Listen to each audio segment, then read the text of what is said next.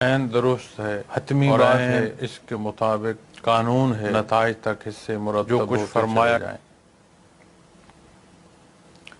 فرائض نبوت کی جب آپ بات کرتے ہیں تو یتلو علیہم آیاتہ، حتمی بات ہے، ویزکیہم ویعلمہم الکتاب والحکمہ۔ قرآن کریم یہ تین پہلو ارشاد فرماتا ہے۔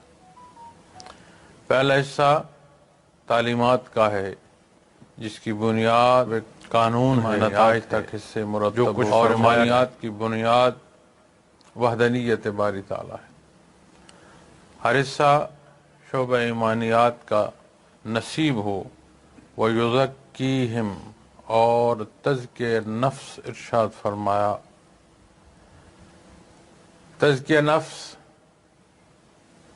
کہ وہ جو مانا، وہ جس کا اقرار کیا، اس پر یقین محکم، from the core of heart, وہ یقین جو اس ماننے پر دل کی گہرائی تک اثر پیدا کرے۔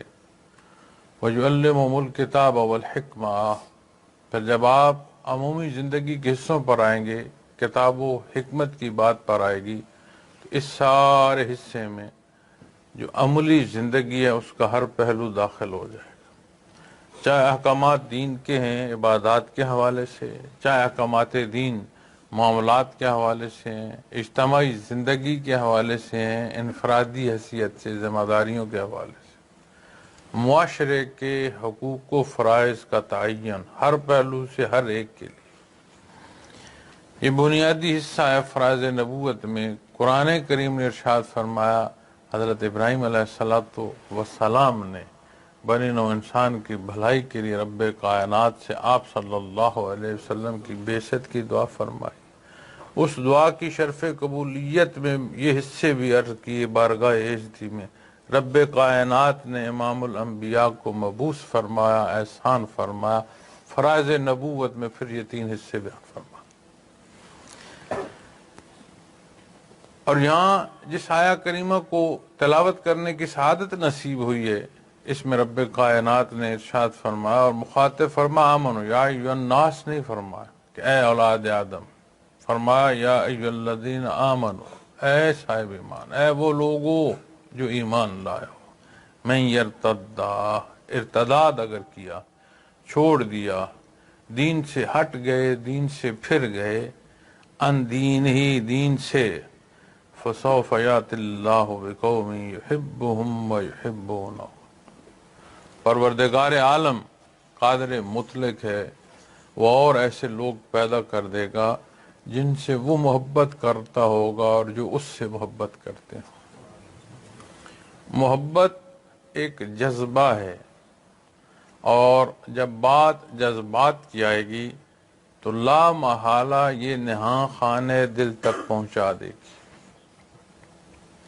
جب بات نہاں خانے دل کی آئے گی تو اسے آپ کیفیت کے نام سے جان پائیں گے، اور جب اس موضوع پر بات کریں گے تو جو حصے ظاہر کیے ہیں وہ سارے کے سارے حصے تعلیمات محمد رسول اللہ صلی اللہ علیہ وسلم کے تحت، جو حصے باطنی ہیں وہ کیفیات محمد رسول اللہ صلی اللہ علیہ وسلم سے۔ یہ بات ضروری ہے سمجھنا، اللہ کریم نے ہمیں اپنی عبادت کو پیدا فرمایا۔ قرآن کریم یہ بیان فرماتا ہے، نص قرآن یہ ارشاد فرماتی ہے۔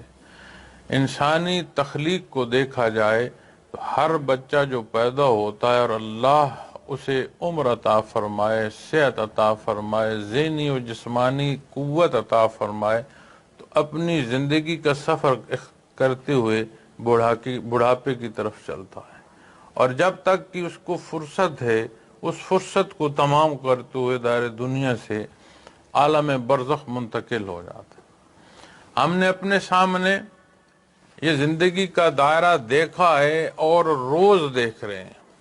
ایک اپنی زندگی ہے کہ جب ہوش سنبھالا تو بچپنا تھا، کمزوری تھی، پھر اپنی وہ عمر جو مضبوطی کی ہے وہ بھی دیکھی، پھر وہ عمر جو ڈھلنے کی طرف، جو اترائی پر آ گئی، اسے بھی دیکھ رہے ہیں۔ لیکن اپنے سامنے ہم دیکھتے ہیں ضعیف لوگ بھی اور نوجوان بھی، اور پیدا ہونے والے معصوم بھی ہم دیکھتے ہیں، ہمارے سامنے آتے ہیں۔ اس سے ہمیں وہ جو سرکل آف لائف ہے وہ ہمیں سامنے نظر آتا ہے۔ اور اگر انسان کی انسانیت کی عظمت صرف یہ ہے کہ وہ پیدا ہو، وہ دار دنیا کی زندگی سے گزرے، کھائے پیے، رب کائنات کے اس جان فانی میں سانس لے، صحت بیماری سے گزرتا ہوا فوت ہو جائے، تو ایک چڑیا کے بچے اور ایک انسان کے بچے میں پھر تخلیقی سے میں فرق کیا رہا؟ کہ وہ بھی پیدا ہوتا ہے، زندگی بسر کرتا ہے، صحت بیماری ہوتی ہے اور اس کا بھی ایک اختتام ہے۔ اسی طرح انسان اگر اس کی زندگی کا یہ عمومی پہلو ہی ہے، صرف حیاتی حصے ہی ہیں، تو پھر الگ شے کیا ہے؟ ایک پرندے میں اور انسان میں کیا فرق ہے؟ ایک جانور اور انسان میں کیا فرق ہے؟ حشرات الارض کی بات ہو پھر انسان کی بات ہو، کیا فرق ہے؟ تو قرآن کریم عظمت جو انسان کی بیان فرماتا ہے کہ رب کائنات نے اسے اپنی عبادت کو پسند فرمایا۔ قرآن کریم ہی ہمیں یہ بھی ارشاد فرماتا ہے کہ ہر شے اللہ کی تسبیح بیان کرتی ہے، تم اسے پہچان، سن یا سمجھ نہیں سکتے، لیکن ہر شے اپنی اس کی زبان ہے جو اللہ کی تسبیح بیان کرتی ہے۔ قرآن کریم ہی کی آیات کی تفسیر میں علماء کرام جب احادیث کی روشنی میں اس موضوعات پر بحث کرتے ہیں، ان موضوعات پر بحث کرتے ہیں، تو وہ کہتے ہیں کہ یہ جو عمومی جاندار ہیں، ان کی زندگی کا انقطاع واقع ہو جاتا ہے جب یہ اللہ کا ذکر روک دیتے ہیں۔ جس جاندار نے اللہ کا ذکر روکتا ہے اس کی زندگی ختم ہو جاتی ہے، وہ فنا ہو جاتی ہے۔ قانون ہے کل من علیہا فان، ہر شے جو اللہ کریم نے خلق میں پیدا فرمائی اس نے فنا ہونا ہے۔ تو جب بات انسان کی آتی ہے تو معزز سامعین کرام، یہ زندگی کا مقصد نہیں ہے کہ پیدا ہوا جائے، زندگی کے مراحل سے گزرا جائے، دنیا کے مختلف خطوں اور حصوں تک رسائی حاصل کی جائے اور پھر قبر کے حوالے ہو جایا جائے۔ یعنی جو ماں کی گود ہے اور جو آغوش قبر کی ہے، اگر صرف یہی سفر دیکھنا ہے، اس سے ہٹ کر کوئی شے نہیں، یہ تو ہر جاندار کی زندگی کا فعل ہے کہ کہیں اس کی پیدائش ہے اور کہیں اس نے زندگی بسر کرنی ہے اور کہیں اس نے فنا ہونا۔ اللہ جل شانہ نے مکلف مخلوق جنوں انس دو حصے مقرر فرمائے، جنات اور انسان، یہ دو مکلف مخلوقات ہیں جنہیں اللہ کریم نے خاص عبادت کو بھی پیدا فرمایا اور عبادت کا اختیار کرنا یا ناشکری کی راہ کا انتخاب کرنا، اس کا اختیار اسے دیا ہے۔ اب اس اختیار کو جو اس فیصلے کا ہے کہ ہم نے کس راہ کا انتخاب کرنا ہے، اس اختیار کو میں اور آپ اگر یہ سمجھ لیں کہ جو میں چاہوں وہی ہوگا تو یہ درست نہیں ہے، یا ویسا ہو جیسا میں چاہتا ہوں۔ کچھ دیر پیشتر سوال ایک دوست نے کیا، اس کا سوال تھا کہ اسم اعظم کیا ہے؟ اب جب بات اسم اعظم کی آتی ہے تو اس کے ساتھ ایک شے منسوب کی گئی ہے، کہہ دی جاتی ہے کہ اسم اعظم حاصل ہو جائے تو جو آپ چاہیں، جیسا آپ چاہیں ویسا ہوتا ہے۔ تو دوست نے اسم اعظم کے حوالے سے سوال کیا کہ یہ کیا حقیقت ہے یا کیا معاملہ یا کیا ماجرا ہے؟ تو میں نے اس سے عرض کی اسی طرح ایک شے اور بھی عام ہے جسے کہتے ہیں آب حیات، کہ کوئی ایسا پانی ہے کہ اسے پی لو تو موت واقع نہیں ہوتی۔ میں نے کہا ایسے ہی ہم نے یہ بھی سمجھ لیا ہے کہ کوئی تسبیح ایسی ہے کہ جو تمہیں نصیب ہو جائے تو ویسا ہوگا جیسے تم چاہتے ہو۔ تو میں نے عرض کیا کہ ایک گھر میں ایسا ہوتا ہے جیسے گھر کا صاحب چاہتا ہے۔ تو یہ کیوں نہیں ہمیں سمجھ آتی کہ دنیا کا مالک اللہ رب العالمین ہے، وہ رب العالمین ہے، تمام جہانوں کا خالق مالک ہے، ہوگا وہ جو اللہ کریم چاہے۔ اور اگر مخلوق یہ راہ ڈھونڈے کہ کوئی شے ایسی میرے ہاتھ آ جائے کہ ویسا ہو جیسے میں چاہتا ہوں، تو میں نے کہا یہ تو مترادف ہے کہ خدائی کا دعویٰ کوئی کرتے۔ ہوگا تو وہ جو اللہ رب العالمین چاہیں گے۔ ہاں اس بات پر آتے ہو کہ اسم اعظم، تو میں نے کہا ان کے دو حروف، اسم اور اعظم۔ اسم کا بڑا سادہ مطلب ہے نام، اعظم جو بڑا ہو، سب سے بڑا ہو، عظیم۔ میں نے کہا اللہ رب العالمین نے اپنی عبادت کے لیے فرائض حصے ہمیں ادا فرمائے۔ ان فرائض میں سب سے بڑا فریضہ نماز ہے۔ اس سب سے بڑے فریضے کی ابتدا جب کرتے ہو تو کیا اللہ کے حضور صدا عرض کرتے ہو؟ اللہ اکبر، اقرار کرتے ہو اس فرض کی ادائیگی میں۔ تو میں نے کہا جتنے نام باقی ہیں وہ سارے ذات باری تعالیٰ کے صفاتی ہیں، واحد نام جو ہے اللہ کا ذاتی وہ لفظ اللہ ہے۔ اس ذاتی نام سے بڑھ کر اور بڑا اسم کہاں سے کوئی تلاش کرے گا، کہاں ہے یا کہاں ہو سکتا ہے؟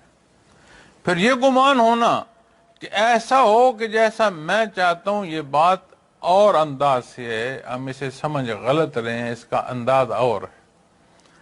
وہ صحابہ کرام رضوان اللہ علیہم اجمعین کی مثال آپ سے عرض کرتا ہوں، عشرہ مبشرہ، وہ ہستیاں جنہیں نبی کریم صلی اللہ علیہ وسلم نے دار دنیا میں جنت کی بشارت عطا فرمائی تھی، جنہیں رب کائنات نے اس دار العمل، اس امتحان گاہ میں ہی جنت کی بشارت عطا فرما دی کہ یہ اہل جنت ہے۔ حیات دنیا میں ان کا فیصلہ انہیں عطا فرما دیا، اس کا احسان رب کائنات۔ اب جب اس موضوع پر بات آتی ہے کہ وہ جو دنیا میں اہل جنت ہیں وہ جو کام بھی کریں، جو ان کی پسند ہے، جیسے چاہیں وہ کریں، اللہ نے تو اعلان فرما دیا کہ یہ صاحب جنت ہے، دنیا پر چلتے پھرتے جنتی ہے۔ علماء کرام جب اس موضوع پر بحث کرتے ہیں وہ فرماتے ہیں ان کی پسند اللہ کی پسند میں ڈھل گئی۔ وہ ہر وہ شے دیکھنا پسند کریں گے جو عند اللہ مقبول ہے، ہر وہ کلام سننا پسند کریں گے جو اللہ کریم کو پسند ہے، ہر وہ عمل اختیار کریں گے جو رب کائنات کو پسند ہے۔ تو بات سمجھ آتی ہے کہ یہ کیفیت اور حال نصیب ہو جائے۔ ایسا نہیں ہوتا کہ ہر شے میری مرضی سے ہو، اللہ جل شانہ کی رضا میں بندے کی رضا فنا ہو جاتی، پھر اسے ہر امر جو من جانب اللہ ہے اس پر وہ راضی ہوتا ہے، وہ اللہ کا شکر ادا کرتا ہے۔ اور معزز سامعین کرام، یہ سارے معاملات، یہ سارے ماجرے ہیں کیفیت کی، یہ بات دلوں کی ہے، یہ بات قلوب کی ہے۔ اللہ رب العالمین کا احسان ہے کہ اللہ جل شانہ نے ہمیں امت محمد رسول اللہ صلی اللہ علیہ وسلم کا فرد ہونا یہ عطا فرمایا، اس کا کرم اور احسان۔ اب جو تقاضا ہے اس رشتے کا وہ اتباع محمد رسول اللہ صلی اللہ علیہ وسلم۔ یہاں جو اللہ کریم نے ارشاد فرمایا من یرتد، تو سمجھ آتی ہے کہ وہ جو فرصت ہے، وہ جو فیصلے کی قوت ہے، وہ جو انتخاب کا اختیار ہے، اس کا استعمال ہے کہ اگر وہ ارتدا کر دے، وہ اس راستے کو ترک کر دے، اس راستے حق کو چھوڑ دے، تو رب کائنات نے فرمایا وہاں کوئی مجبوری نہیں، وہ بے نیاز ہے، اسے کوئی احتیاج نہیں ہے، محتاج مخلوق ہے، وہ تو خالق ہے۔ تو جب بات اس ماننے کی آئے گی تو معزز سامعین کرام، یہ ماننا ہماری ضرورت ہے، میری اور آپ کی ضرورت ہے کہ یہ ماننا جو ہے اسے ہم اختیار کریں۔ لیکن اگر ہم اس غلط فہمی میں رہیں کہ میرا اختیار ہے، ایک لحظے کو دیکھ لیں، پیدائش پر کس کو اختیار تھا؟ ہم میں سے کون ہے جس نے یہ اختیار استعمال کیا کہ میں کس گھر میں، کس خاندان میں، کس حیثیت والے خاندان میں، کس رنگ و نسل کے خاندان میں پیدا ہوں؟ اگر اختیار تھا تو پھر اپنی پیدائش پر اختیار استعمال کیا ہوتا، پھر اپنی شکل و صورت پر، اپنے رنگ پر، اپنی جسامت پر، وجودی استعداد پر یہ اختیار استعمال کیا ہوتا، اپنی صحت و بیماری پر یہ اختیار استعمال کیا ہوتا۔ پھر جو اپنے سامنے اپنے بڑے پیارے ہم قبر میں اتارتے ہیں، لحد میں اتارتے ہیں، زمین کے سینے میں جو دفن لوگ ہو رہے ہیں، کیا وہ یہ اپنا اختیار استعمال نہ کرتے کہ انہیں موت واقع نہ ہوتی؟ تو جو اختیار ہے، اِنَّا هَدَيْنَاهُ السَّبِيلَ اِمَّا شَاكِرًا وَإِمَّا كَفُورًا، رائے ہدایت عطا فرما دی گئی ہے، شکر گزاری کی راہ کا انتخاب کرنا ہے یا انکار کرنا ہے، یہ اختیار۔ جب اس اختیار پر بات آتی ہے تو قرآن کریم انابت الہی کی طرف دعوت ارشاد کرتا ہے، کوئی چاہے تو صحیح اپنے رب کی طرف جانا۔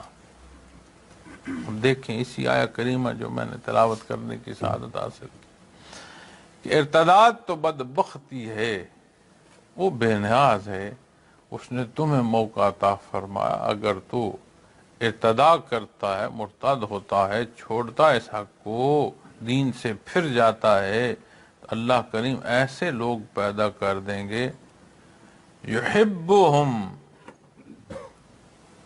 جن سے وہ محبت کرتے ہوں۔ اللہ کی ذات اتنی کریم ہے کہ حدیث شریف میں فرمایا گیا ہے کہ اللہ کریم اپنی مخلوق سے 70 ماؤں سے زیادہ پیار فرماتا ہے۔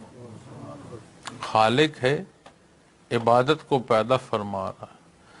اب ارتداد پر جسے پھر توفیق عمل دے رہا ہے، یہ نہیں فرما رہا کہ جو میرا مخلوق ہے، میرا بندہ ہے، ہر شے پر میرا محتاج ہے، پیدائش سے لے کر زندگی اور ساتھ ایک ایک بس کرنے تک میرا محتاج ہے، یہ نہیں فرمایا کہ وہ محبت کر، پہلے اپنی طرف ارشاد فرمایا یحبہم، وہ ان سے محبت فرمائے گا۔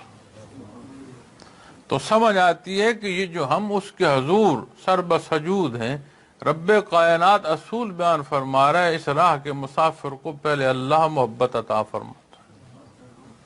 دنیا ہے، دار العمل ہے، دار الابتلاء ہے، امتحان ہے۔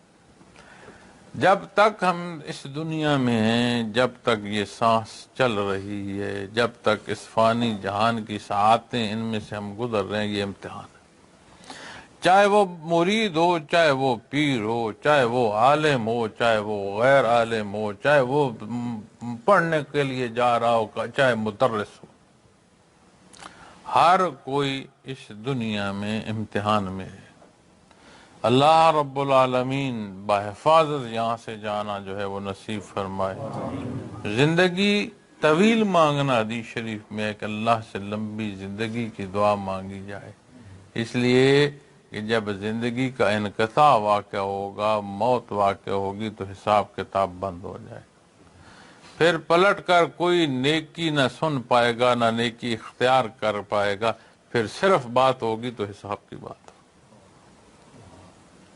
آج جو ضرورت ہے، ہر وقت ہر زمانے میں مختلف حالات ہوتے ہیں، جیسے موسم کا فرق ہے کہ اب گرمی ہے تو یہاں کا موسم جو ہے وہ معتدل ہے، سردیاں ہوں گی، ونٹر میں یہاں کا موسم جو ہے وہ ہارش ہو جائے گا۔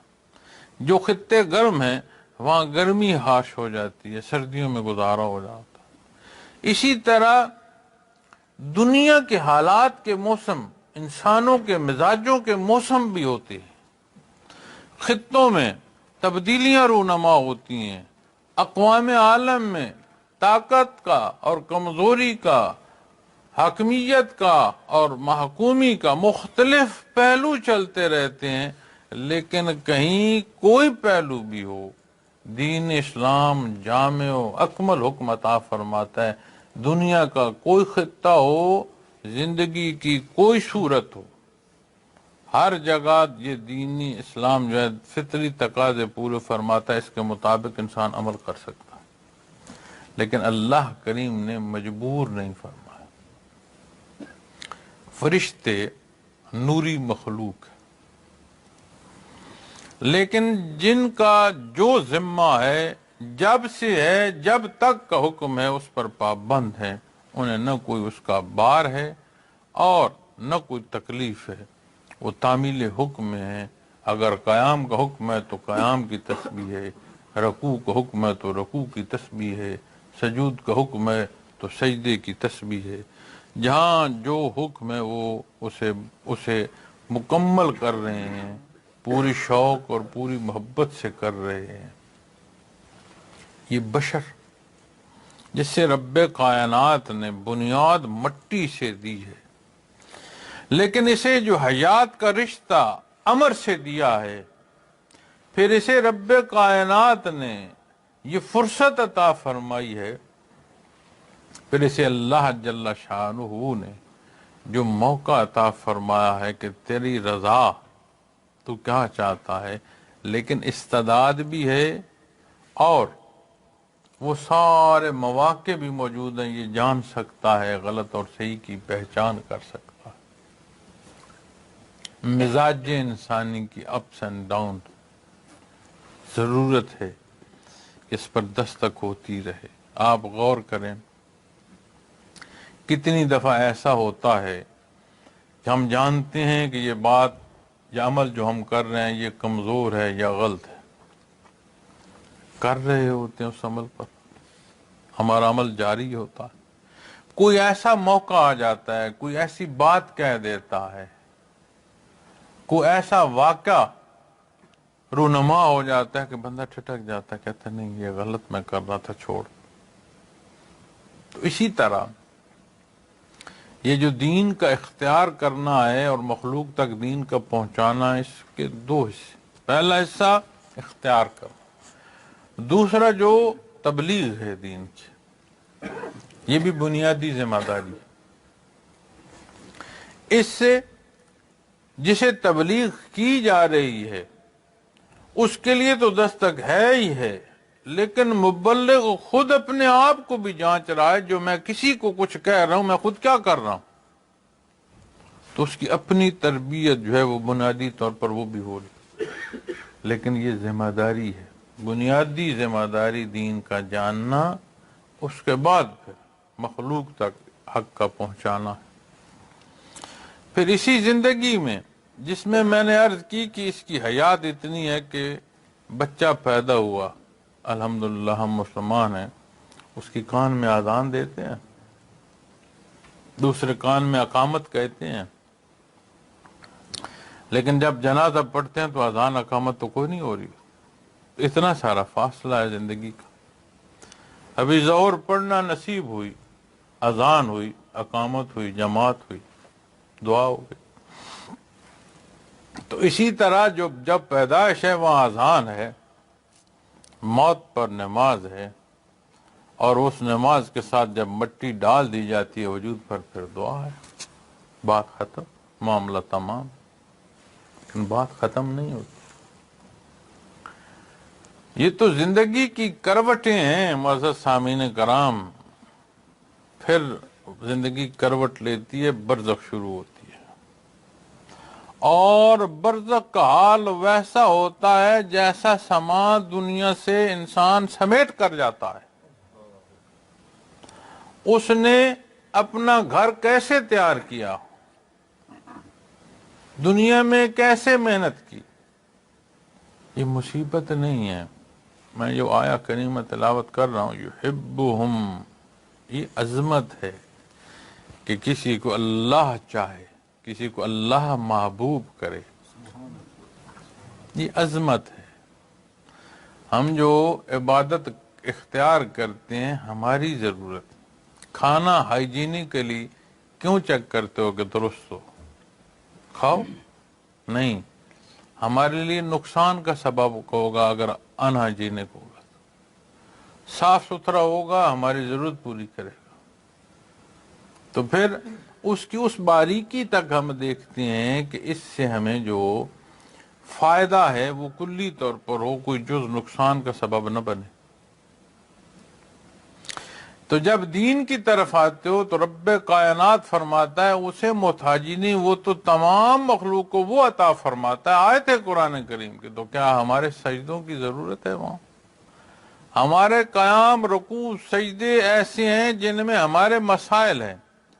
ساری جہان کی سوچیں ہم نماز میں سوچتے ہیں، سارا لین دین ہم نماز میں سوچتے ہیں۔ اکثر سجدہ صاف جو ہم کر رہے ہوتے ہیں اس لیے کر رہے ہوتے ہیں کہ سوچ کی وجہ سے علم نہیں رہتا، یاد نہیں رہتا، 2 رکعتیں پڑھی ہیں، 3 پڑھی ہیں، کھڑا ہونا تھا کہ بیٹھنا تھا۔ تو یہ درد ہے ہمارے رکوع سجود میں۔ صحابہ کرام رضوان اللہ علیہم اجمعین کے واقعات مبارک دیکھو، ایسا موقع بھی پیش آیا کہ ران میں تیر پیوست ہے۔ اب تیر کا سامنے نوک ایک ہوتی ہے اور اگر واپس کھینچیں تو پھر 2 نوکیں ہوتی ہیں۔ امیجن دائرو، ایک نوک جب وہ ہٹ کرتا ہے لیکن نکالنا ہو تو پھر 2 نوک۔ تو وہ فرماتے ہیں کہ میں 2 گانا پڑھتا ہوں، یہ تکلیف بہت دے گا، یعنی 2 نفل پڑھتا ہوں۔ جب اتحیات میں ہوں تو پھر نکال لینا، اس وقت حرکت نہیں ہوگی، میں بیٹھا ہوں گا، نکال لینا۔ سلام پھیر کر وہ فرمانے لگے تیر نکال لیا، ہمیں پتہ نہیں کیا کب تیر نکال۔ کیسی حضوری ہے اپنے اللہ سے، کیسی کیفیت اور حال، کیا خوب وہ رکوع و سجود ہوں گے، ان قلوب میں محبت کیسی ہوگی، عشق کیسا ہوگا۔ غور کیا کیوں؟ سمجھا کیوں؟ قُلْ إِن كُنتُمْ تُحِبُّونَ اللَّهَ فَاتَّبِعُونِي يُحْبِبْكُمُ اللَّهُ۔ یہاں فرما رہے يُحِبُّهُمْ وَيُحِبُّونَهُ، اللہ انہیں محبوب کرے، وہ اللہ کو۔ نسخہ کیا بتایا؟ جو اللہ کو محبوب کرنا چاہتے ہو، جو بندگی کا رشتہ چاہتے ہو، میرے حبیب صلی اللہ علیہ وسلم کا اتباع کرو۔ یہ اتباع تمہیں اس مقام تک پہنچا دے گا کہ تو نکلا ہے اللہ کی محبت کو، اللہ تجھے محبوب کر لے گا۔ یہ باتیں، یہ الفاظ کا زیر و بم زور بیان کے لیے نہیں ہے، مقصد ہے کہ ہمیں یہ حقیقت یاد رہے، اپنے اعمال میں ہمیں یہ ادراک رہے کہ میں نے جو عمل کیا اللہ کے حضور اس کا حساب دینا ہے، جواب دینا ہے۔ میرے سامنے لوگوں کی پیدائش ہے، اموات ہے، تو کوئی تو مجھے بھی کسی نے دیکھا ہوگا کہ میں معصوم تھا۔ جب دنیا سے چلا جاؤں گا تو کتنی مخلوق ایسی ہوگی جو میرا جنازہ بھی دیکھ رہی ہوگی۔ آج اگر میں کسی معصوم کو دیکھتا ہوں، آج اگر میں کسی کے جنازے کو دیکھتا ہوں تو مجھے بھی اس معصوم عمر میں کسی نے دیکھا ہوگا۔ جب میرا جنازہ اٹھے گا تو ویسے شاید دنیا کے اور بھی لوگ ہوں گے جو شہادت دیں گے کہ ہم جنازہ دیکھا ہے ہم نے۔ تو صرف دوسرے کا تو نہیں، بات تو ہر ایک کی ہے۔ تو یہ جو مقصد حیات ہے، اس کا نصیب ہونا اور اس درجے کا کہ اس پر قائم رہے، زندگی اس کے مطابق ہو، اللہ جل شانہ کی محبت نصیب ہو، اس کے لیے اس حکم کے تحت زندگی بسر کرنا ہے۔ فرائض نبوت میں یزکیہم درمیان میں بیان فرمایا گیا، ایمان کا اختیار کرنا، اور پھر دوسرے حصے میں تزکیہ بیان فرمایا گیا۔ تزکیہ کیا ہے؟ صفائے قلب کیا ہے؟ ایمان کیا ہے؟ کیا ایمان کو کسی نے کندھے پر اٹھا رکھا ہے؟ یہ کیفیت اور حال ہے۔ اس اقرار کا کیا مقام ہوگا جو عمل تک نہ لے جائے، اور وہ اقرار کیسا ہوگا جو عمل پر پابند کر دے۔ تو سمجھ آتی ہے کہ یہ جو نیا خانہ دل ہے، یہ جو قلب انسانی ہے، جسے میڈیکل سائنس تو پمپنگ مشین کہے، لیکن ہر کوئی اسے قلب کہنے اور جاننے پر مجبور ہے، کیونکہ یہاں کچھ ہے، بھلے اسے آپ سیٹل ہارٹ کہہ لیں۔ جتنی بھی جدت ہو، وہ جدت صرف پمپنگ مشین تک نہیں کہنے پر پہنچاتی، وہ سیٹل ہارٹ کہنے پر مجبور کر دیتی ہے۔ تو رب کائنات نے محبت کا فرمایا ہے، محبوب کا فرمایا ہے، محب کا فرمایا ہے۔ کون محب ہوگا، کون محبوب ہوگا؟ محبت پر بحث آئے گی تو حالات کیا اور کیسے ہوں گے؟ تو کوئی چھوڑ دے، وہاں کوئی کمی بیشی نہیں ہے۔ وہ کیا شعر ہے، تو نہ صحیح چاہنے والے اور بہت، تو خالق مخلوق ہے، محتاج ہے، اور وہ ایسا غفور رحیم ہے کہ معاف فرمانا اسے محبوب ہے۔ قرآن کریم کی آیات ہیں کہ کوئی زیادتی کرے تو اس سے بڑھ کر زیادتی نہ کی جائے، لیکن فرمایا اگر معاف کر دو تو یہ بہت اعلیٰ ہے، چونکہ تجھے بھی معافی چاہیے ہوگی ایک دن۔ اتنا محبوب ہے کہ وہ اپنی مخلوق کو، مخلوق کی زیادتیوں پر معافی کا فرما رہا ہے کہ تو میری مخلوق کو معاف کر دے، میں تجھے معاف کر دوں۔ تو ایک ایسا مزاج تربیت پاتا ہے نبی کریم صلی اللہ علیہ وسلم کے حکم سے کہ انسان ایک نمونہ ہوتا ہے اسلام کا۔ لیکن جب میں اس بات کو کہتے ہوئے اپنے آپ کو دیکھتا ہوں تو پھر مجھے ندامت محسوس ہوتی ہے، شرمندگی محسوس ہوتی ہے، اور خوف محسوس ہوتا ہے۔ ندامت و شرمندگی تو مجھے اس لیے محسوس ہوتی ہے کہ دین نے ولا تفرقوا درس دیا ہے، ہم نے فقہی تقسیم کو مقابل لا کھڑا کیا، فروعی اختلاف کو غلط اور صحیح پر پہنچا دیا، ایسے جھگڑے پر پہنچے کہ بام دستوں کے رباں ہو گئے۔ پھر کسی ایک فقہ پر رہتے ہوئے تقسیم کار میں تبلیغ کی بات ہو، مدرس کی بات ہو، مبلغ کی بات سے لے کر خانقاہ تک کی ہو، پھر ہم نے اس تقسیم کو اور کھینچا، اتنا کھینچا کہ ایک دوسرے کو صحیح اور غلط پر پہنچا دیا۔ وہ جو ایک جگہ بیٹھ نہیں سکتا، وہ دوسرے کی معاونت کب کرے گا؟ اس کے ایثار کا جذبہ کہاں صرف ہوگا؟ وہ جو دین کی تبلیغ کے لیے اٹھایا گیا قدم ہمارے اندر محبت پیدا نہیں کرتا، وہ مخلوق میں تبدیلی کا سبب کہاں جا ہوگا؟ لیکن بات یہ ہے، یہ ساری وہ کمزوریاں ہیں جو ہماری طرف، اس نے تو جو اصول عطا فرمایا وہ بڑا جامع ہے، بڑا صاف ہے۔ انسان کی ضرورت ہے وہ حکم جو رب کائنات نے عطا فرمایا، تو میں اور آپ اپنی فرصت جو ہے اس کے تکمیلی مراحل میں ہیں، اپنا حصے کی مسافت پوری کر رہے ہیں۔ صبح دوستوں سے بیٹھا میں بات کر رہا تھا کہ میرا جو یو کے کا وزٹ ہے، کتنے دن گزر گئے ہیں اور کتنے دن رہتے ہیں۔ میں خوش ہو رہا تھا زیادہ دن گزر رہے ہیں، اور یہ دکھی ہو رہے تھے کہ کم رہ گئے ہیں۔ تو دنیا بھی تو سفر ہے نا بھائی، تو ہر ایک اپنے سفر پر چل رہا ہے۔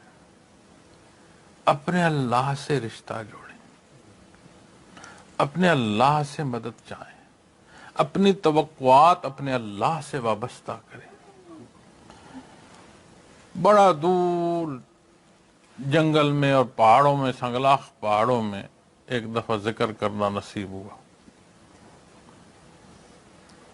اور ذکر سے پہلے جو بزرگ ساتھی تھے میرے، انہوں نے مجھے وہاں ایک بندے کے حوالے سے بتایا کہ اس کا سبق فنا بقا کا کرانا ہے۔ وہ دور دارالعرفان سے سینکڑوں میل دور، پاکستان کے کسی بارڈر کے قریب۔ تو وہ بزرگ مجھے کہنے لگے کہ اسے فنا بقا کا سبق کرانا ہے۔ اب میں صرف تصوف پر بحث اس لیے نہیں کر رہا کہ اگر اس شعبے سے متعلقہ لوگ بیٹھے ہوں تو میں بحث کروں، دوسرے کے لیے کوئی میرا لفظ یا بات سوال نہ بن جائے۔ میں ٹوٹی پھوٹی انگلش میں اس لیے نہیں بات کر رہا کہ میں نہیں چاہتا کہ کوئی ایسا لفظ تصوف کے نام پر میرے منہ سے نکلے جس کے معنی سمجھنے میں کسی کو خطا لگے. اس لیے میں نے دوستوں کو کہا کہ اسے ٹرانسلیٹ کر دیجئے گا، لیکن پراپر ورڈز ڈھونڈیے گا جو میں نے استعمال کیے ان کا ترجمہ ہو، ایکچوئل کنوے چیز ہو. تو فنا بقا کو بعض جگہ سلوک کی انتہا بھی کہا گیا ہے نہیں، کہا گیا ہے. اور فنا فی اللہ کی حقیقت ایسی ہے کہ جہاں تک سالک سمجھ سکے، خلق سمٹتا آتا ہے، اپنا وجود کھو دیتا ہے، شے بچتی کوئی نہیں، رہ اندھیرا جاتا ہے، حتیٰ اندھیرا بھی وجود کھو دیتا ہے. ایسی فنا فی اللہ. بقا کی بات آئے تو کوئی شے بچتی نہیں کہ جس کی بقا کی یہ سمجھنا ہے کہ ذات باری تعالیٰ چونکہ قائم بذات صرف اللہ ہے، باقی جو کچھ ہے اس کے قائم رکھنے سے. اس بلندی کو بعض دفعہ یہ بھی سمجھا گیا ہے کہ یہ انتہائی سلوک ہے، آخری منازل، اتنی بلند منازل. اور یقین مانے اللہ کریم فنا بقا جیسی منازل لے کر برزخ میں اترنا نصیب فرمائے. لفظ کوئی نہیں سمجھ آئے گا کہ بندہ شکرانے کے لیے ادا کر سکے، زبانیں گنگ ہو جائیں گی. اتنا بڑا یہ اللہ کا احسان، کیونکہ اس کی رضا کو قرآن کریم فوز عظیم بیان فرماتا ہے. پیمانہ کوئی نہیں، اتنی بڑی کامیابی ہے تو جو اس کی قرب کی فاصلے نصیب ہو جائیں، وہ راستہ نصیب ہو جائے جو اس کی رضا کے بعد اس کی قرب کو لے جائے، تو پیمانے کہاں ہوں گے ہمارے پاس کہ ہم سمجھ پائیں. تو جب ان سنگلاخ پہاڑوں میں رات کے ذکر، شام کے ذکر پر مجھے انہوں نے کہا کہ اسے فنا بقا اس بندے کے ایک کا ساتھی ہے، تو میں یقین مانو میں ایک دفعہ ٹھٹک گیا ہوں.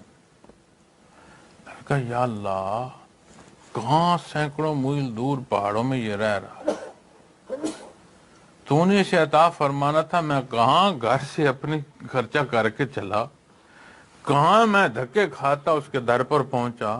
یا اللہ، تو نے اسے عطا فرمانا، کیسے مانگا اس نے کیا منظور کیسے فرمایا. میں نہ ہوتا کوئی اور ہوتا، عطا اس کی ہے، بندہ آگے اس کا ہے. میرے لیے تو یہ بخت کی بات ہے کہ اس عطا میں کسی سبب کے ذرے میں مجھے نصیب ہو جائے. تو جب یہ کیفیت اور حال اپنے اللہ کی طرف نصیب ہو جائے، بندہ مستغنی ہو جاتا ہے، اس کی ساری ضروریات اپنے اللہ سے وابستہ ہوتی ہیں. اور جب یہ کیفیت نصیب ہو جائے تو اپنے بھائی مسلمان نہیں، صرف انسان نہیں، ساری مخلوق پیاری ہوتی ہے، چونکہ اللہ کی مخلوق ہے. اگر مجنوں کو لیلا کی گلی کا کتا جو ہے وہ پسند اور محبوب ہو رہا ہے تو وہ دونوں مخلوق ہیں، تیسرا جو ہے وہ مخلوق ہے، وہ پلید. وہ کہتا ہے لیلا کی گلی کا کتا ہے، مجھے یہ بھی محبوب. تو یہ دنیا کی محبت ہے. جب محبت رب کائنات سے نصیب، وہ پہلے فرماتا ہے یحبہم، وہ پہلے محبت فرماتا ہے. یہ اس کی عطا ہے کہ وہ یہ کیفیت اور حال عطا فرما دے کہ بندہ اس سے محبت کرے. ایسا نہیں ہے کہ جیسا جو چاہے کر سکتا ہے، اس کی عطا سے ہوتا ہے. تو پھر اس کا کردار کیسا ہوگا؟ عین حالت جنگ میں آپ سبزے کو نقصان نہیں پہنچا سکتے، آپ جانوروں کو نقصان نہیں پہنچا سکتے، پانی کے ذخیرے کو نقصان نہیں پہنچا سکتے. حکم ہے نہیں پہنچا. عین جنگ کی بات کر رہا ہوں، امن کی نہیں، جنگ کی بات کر رہا ہوں. نہیں نقصان. ہتھیار کوئی پھینک دے آپ اس پر ہاتھ نہیں اٹھا سکتے. لڑ رہا ہے، ہتھیار پھینک، آپ نہیں ہاتھ اٹھا سکتے.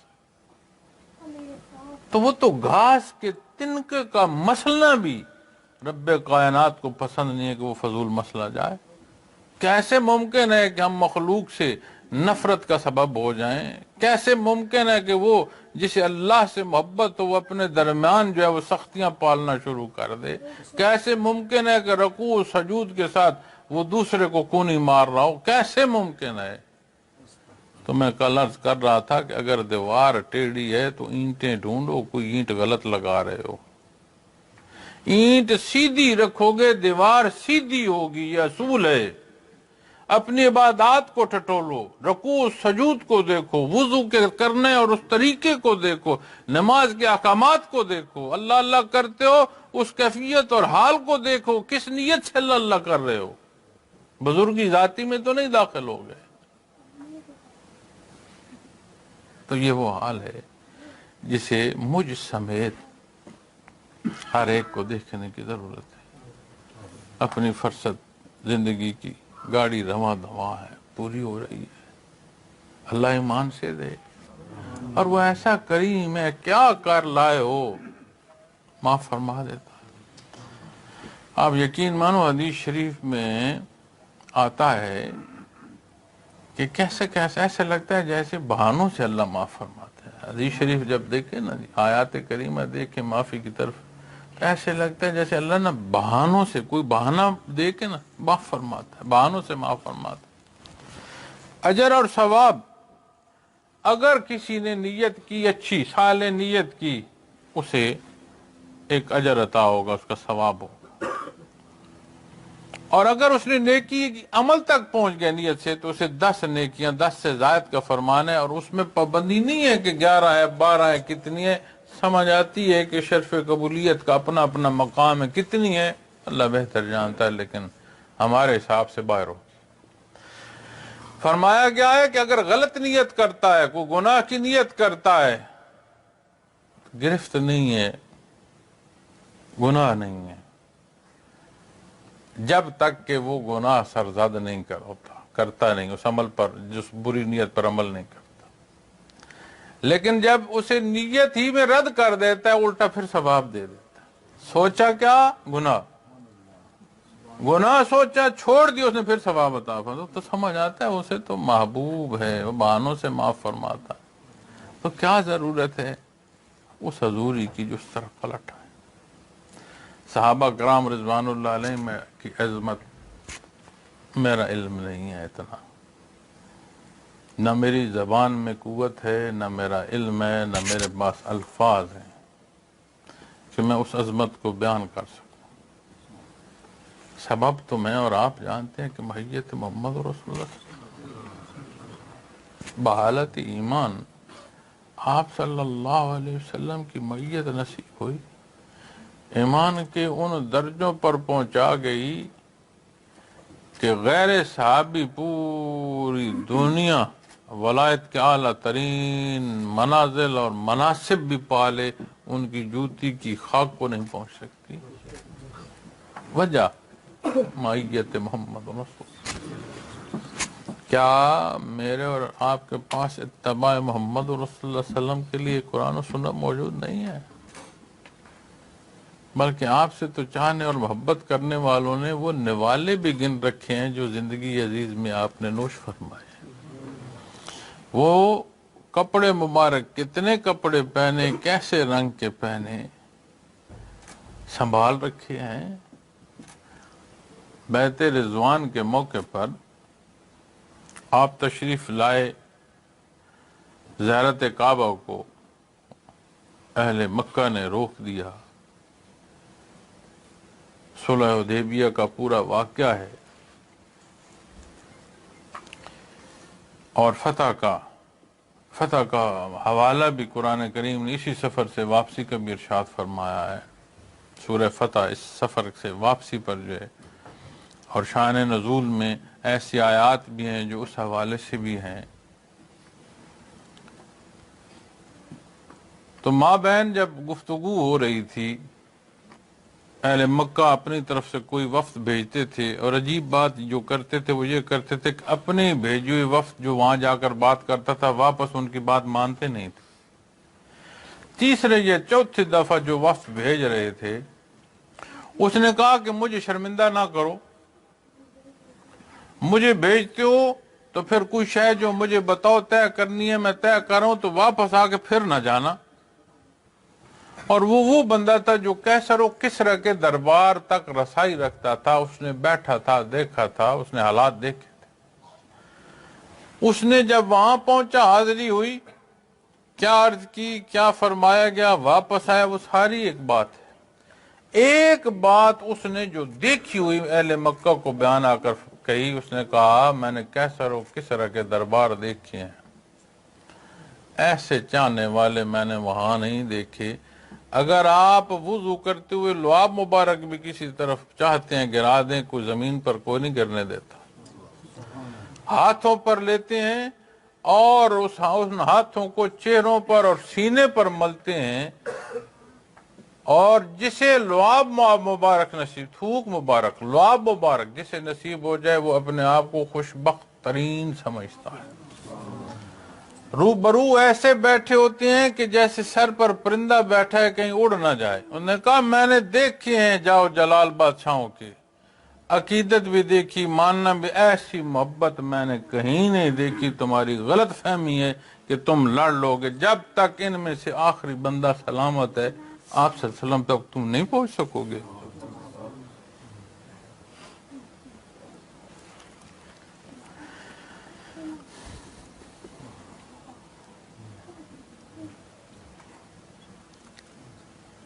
اس لیے ہم بھی اپنی فرصت پوری کر لیں، خوشی کریں، معافی کے طالب۔ عطا جو ہے نا، جتنی بڑی عطا ہوتی ہے اس میں اتنی بڑی نزاکت ہوتی ہے۔ کمزور گناہگار لوگ،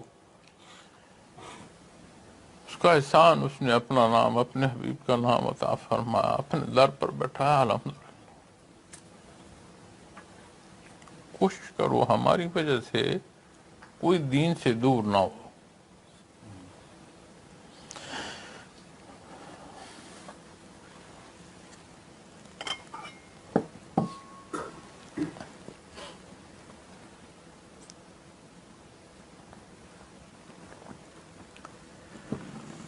بے شمار بوجھ گناہوں کا وہ پہلے ہے، اور اللہ نے مہربانی فرمائی، ان زندگی کے پہلوؤں سے نکال کر اپنے گھر پر پہنچنے کی، اپنے در پر بٹھایا۔ پھر ہمارا کوئی ایسا عمل،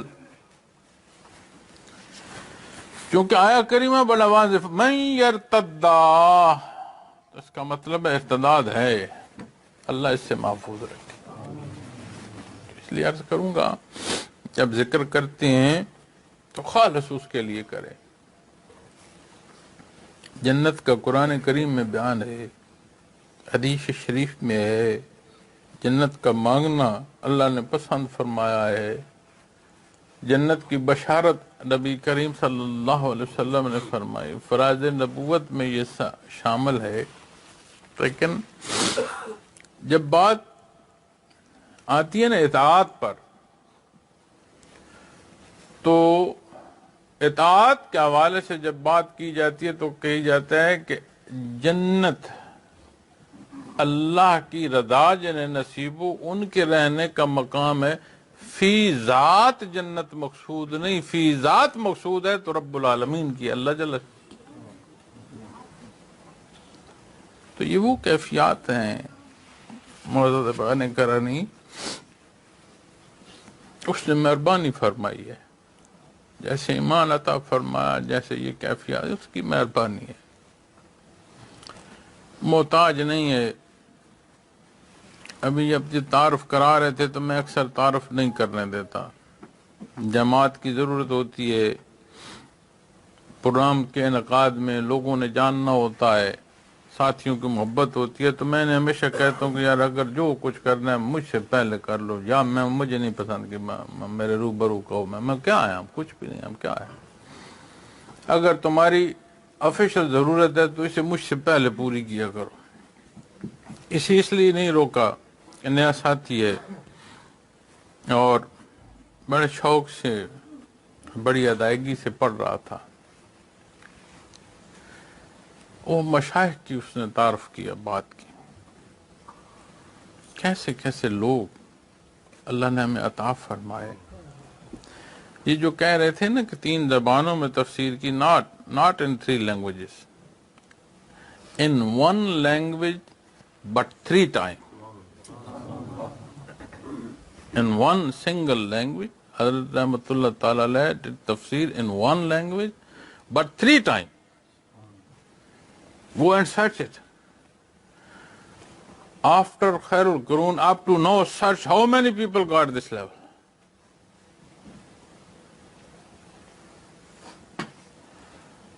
اور جب بات کیفیات کی آئے گی، منازل سلوک کی آئے گی، مناسب سلوک کی آئے گی، تو میں اگر کچھ کہہ دوں گا یا بول دوں گا تو وہ بات شاید سمجھ نہ آئے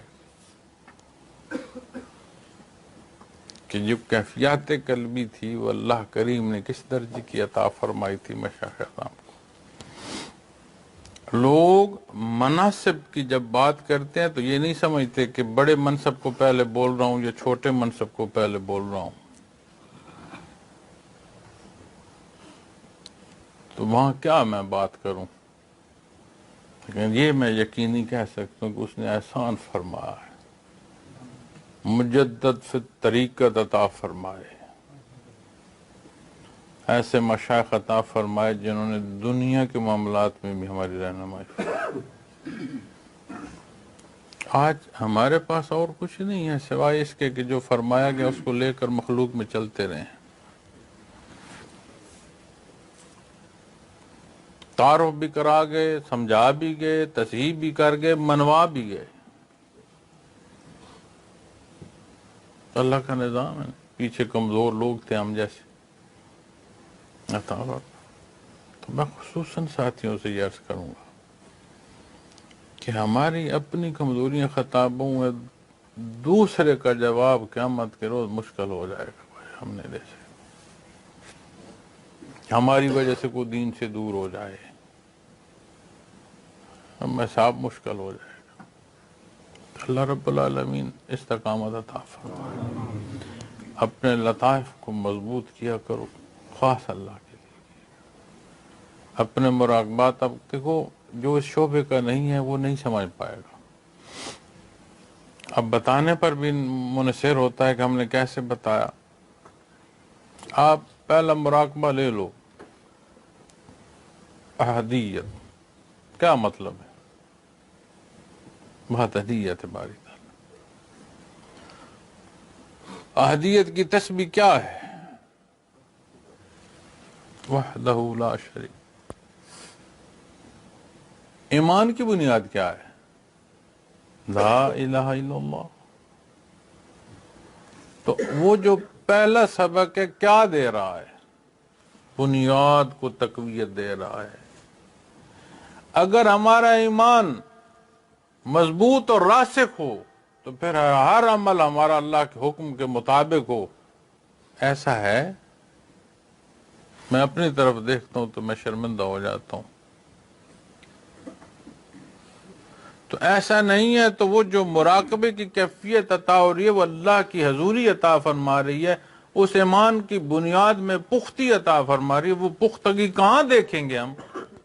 اعمال میں۔ تو دعا گو ہوں اللہ کریم ہمارا یہ مل بیٹھنا قبول فرمائے۔ اللہ سے معافی چاہتا ہوں کہ میرے الفاظ کا کوئی زیر و بم زائد ہو، غلطی کی ہو، اللہ مجھے معاف فرمائے۔ جو احباب جن کے یہاں جو ہمارے مہمان میزبان ہر حوالے سے، سب کے لیے دعا ہے۔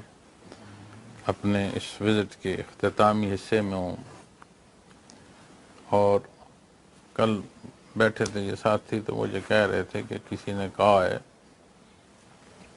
کہ آپ اس حوالے سے، سلسلے کے حوالے سے اپنی محنت کریں، کام کریں، ہر بار یہ موقع نہیں ہوتا کہ موقع مل سکے۔ تو آپ غور فرمائیں کہ اسی مسجد میں غالباً یہی ظہر کا وقت تھا، تو ہم یہاں بیان کر رہے تھے کہ اگلے سال پھر بات ہوگی۔ بات 3 سال بعد ہوئی، اگلے سال نہیں ہوئی، 3 سال گزر گئے۔ تو یہ جو محافل ہیں ان کی قدر ہونی چاہیے۔ ضروری نہیں ہے کہ 3 سال بعد ہے، ہو نہ ہو۔ جہاں جتنا بیٹھے ہمیں کیا معلوم، کیا یاد ہمیں کہ اسی حال میں، اسی خانہ خدا میں ہم میں سے جو تھے ان میں سے آج کون کون نہیں ہے؟ نظام ہے اللہ کا. تو رب کائنات ہماری کمی بیشی معاف فرمائے. کمزور اور گناہ گار ہیں. اپنا نام اس نے عطا فرمایا, کیفیات محمد رسول اللہ صلی اللہ علیہ وسلم سے نوازا, اس کا احسان ہے. اسی کے حضور دعا ہے کہ ہمیں استقامت عطا فرمائے, ہمیں توفیق عطا فرمائے کہ ہمارا کردار نہ صرف ہماری کمیونٹی بلکہ کل انسانیت کی بھلائی کا ہو. یہ جو تکلیف دہ معاملات آتے ہیں نا, آپریشن آسان نہیں ہوتا لیکن صحت کے لیے ہوتا ہے.